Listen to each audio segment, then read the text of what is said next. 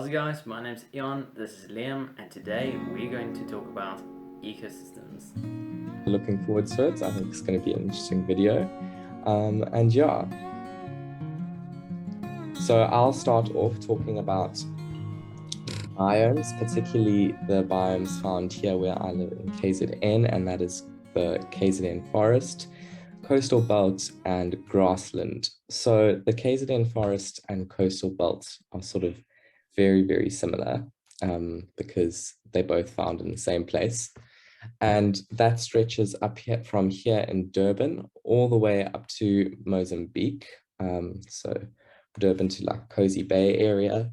And it supports a huge amount of life. There's also a lot of game reserves in between that area, which makes it even more diverse. Isimangaliso Wetland Park, in particular, stretches from St. Lucia all the way up to the Mozambican border. So it's a massive, massive area.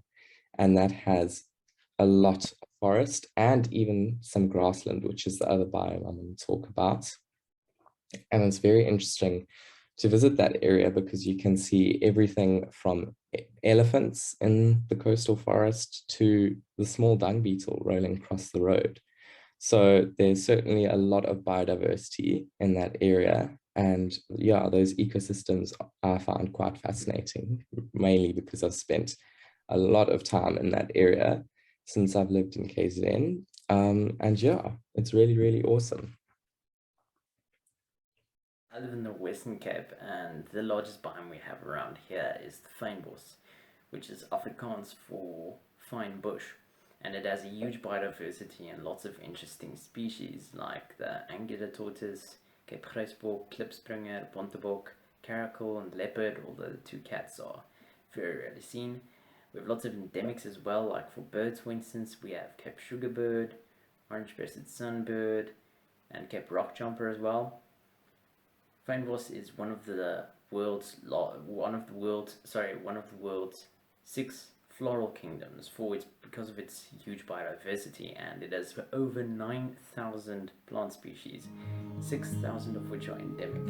So we're going to start off with mutual symbiosis, and I'm going to talk about oxpeckers and mammals. So the red-billed oxpecker, which is what we get here mainly in KZN, is very prolific, and they feed on ticks from animals from impala to elephant and rhinos. So you can find them on basically any mammal.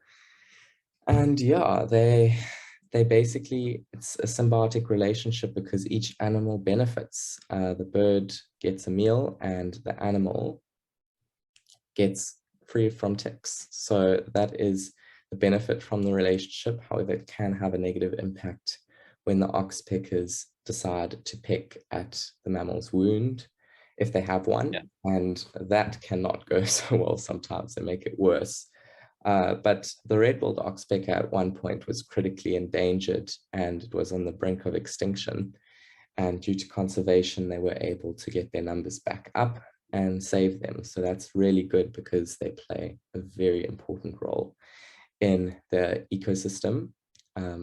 In basically any national park around the country, you will find an oxpecker, whether it's yellow-billed or red-billed, and they play a vital role in helping animals stay free from ticks.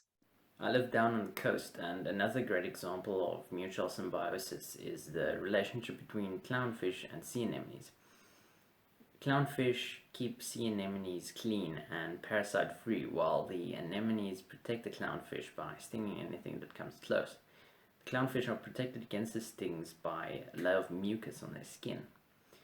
Apparently, the clownfish also act to attract prey items to the anemone by its bright colors, and that's something really interesting that I don't think many people know, including me, till recently. The clownfish, I think, is one from our childhood, which we can all associate with.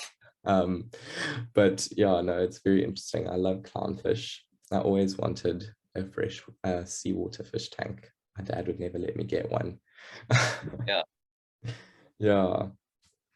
Okay, and then we're gonna move on to the parasitic relationship. So that's ticks and mammals, and obviously without the oxpecker, that can be very, very damaging for the mammals, but very, very good for the ticks. So I've had tick bite fever 3 times from just walking in the bush, and it's not fun. So that's from one tick. Imagine how bad an animal would feel with hundreds of ticks. So it can be really damaging on this balance in the ecosystem if the tick numbers proliferate, and very bad for any mammal because obviously they're going to suffer a lot if there's a lot of ticks. I think where's the worst place where I've seen the most ticks? I think it was in Swaziland, was you could not walk through the grass, you would just get covered. So when that comes into play, it throws things way out of balance in an ecosystem, and that is not good. So that is why the oxpecker is so important for removing ticks from mammals, to ensure that they are healthy and that they do not get tick bite fever, I guess. I don't know if that's what it's called in mammals, but they've got to have some sort of consequence to that. So it's very important that tick numbers don't explode. I remember a few years back we lived in a house that was absolutely infested with cockroaches. And I'd go around every night. They came out at night, I came out at night as well, to hunt them down and chase them like a headless chicken and try and catch them and chuck them out of the window. And I noticed at a stage, um, we noticed at a stage that a few wasps, and we didn't know what species they were, but I checked afterwards in my insect field guide and noticed they are, I don't know if you pronounce it like this, but ensign wasps or cockroach parasitoid wasps. And what these guys do is they go around and lay their eggs in cockroach egg cases, 1 egg per egg case, and that's another form of parasitism.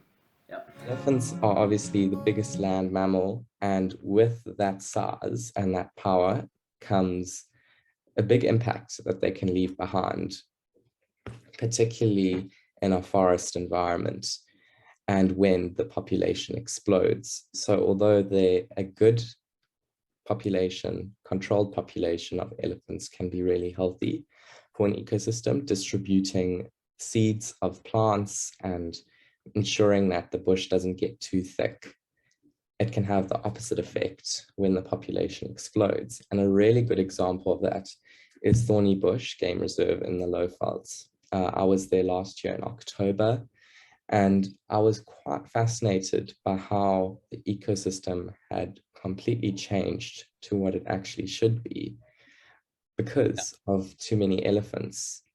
And Kruger overall has an elephant problem, but particular in Thorny Bush, most of the big trees, besides the ones that lined the riverbed, had been pushed over by elephants.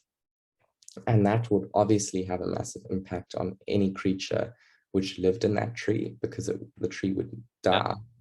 And what happened was, when the elephants cleared most of the forest and big trees, thorn trees just started sprouting up. So if you go to Thorny Bush, as the name suggests, there's a lot of thorn trees everywhere, and the odd marula tree and the trees that line the riverbed. But besides that, there are really, really few trees.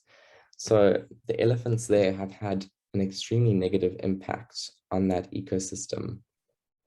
And it is a concern that nothing has been done to prevent that. I know that it is expensive to relocate elephants, but there are certainly reserves elsewhere in Africa which need more elephants. And it is a pity that they're not relocated there. Even though it can be quite a big expense, it certainly is the better option when compared to culling. But yeah, then in KZN, we've got a couple of reserves which actually have a really good elephant population that is maintained well. I mean, I was in Manyoni Game Reserve recently, and we didn't see an elephant, surprisingly, because they've got, the area is big, but they've also got a good number of elephants that you don't see one around every corner, which is often the case in Kruger because they have so many elephants there. But overall, if the population is small and it is controlled, elephants can have a really positive impact on the environment and other creatures they interact with, keeping the bush at a good level and distributing seeds. But if it gets too out of control, they can really have a bad impact on vegetation and forest. Another great example of environmental impact is the jackalberry tree. These large trees' fruit provide food for many small bush creatures, including, as its name suggests, blackback jackals. And wherever the animals go, seeds are dispersed via their feces. Along the riverbed at Thorny Bush, they were actually the most impressive trees and the only big ones really left. But there was so much life just around every tree, the amount of birds in them, and even lucky enough to see a leopard in one, which was always special.